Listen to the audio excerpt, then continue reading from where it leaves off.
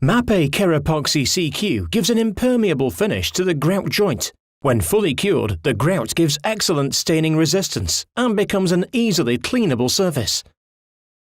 Before considering grouting, ideally all spacers should be removed.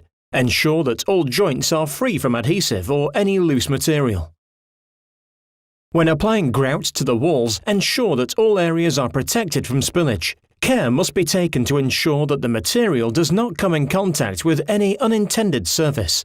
Protective gloves must be worn throughout the process. Upon opening the unit, you will see that there are two components to the product. These are a filler and a reaction hardener. For best results, the unit should be mixed in its entirety. Part mixing can be done, but it is important to weigh out the materials in the required dosage using calibrated digital scales. The grout can be mixed in the tub it is supplied in. The component B, which is supplied in the smaller unit, should be applied to the part A using a spatula.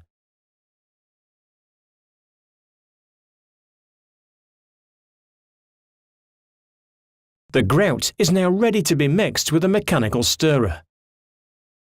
This is ideally done on a slow setting.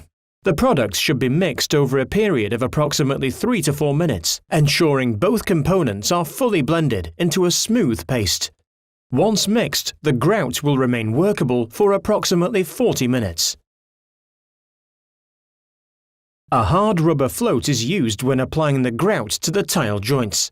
The method of application is down to personal preference. However, pointing the joints in a way that allows air to be removed from the joint is advisable. The grout must be compacted into the joint, ensuring a full joint is achieved.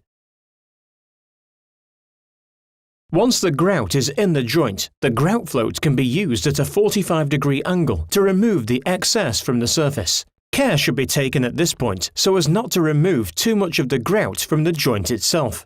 The best method to removal is sweeping the float diagonally across the tile surface. Once the grout has been applied and the material on the surface begins to dry, the washing off process can begin. It is advisable to have 2 clean buckets of water at this point. The first bucket will be used to rinse the sponge of the bulk material. The second will be used as a secondary clean. Soak the sponge in clean water. In the first instance, we are simply looking to remove the grout from the surface of the tile. A circular motion can be adopted for this. Regular rinsing of the sponge will prevent the excess grout simply being moved around the surface of the tiling. The internal corners and movement joints must be free from any grout material and can be cleaned out at this stage.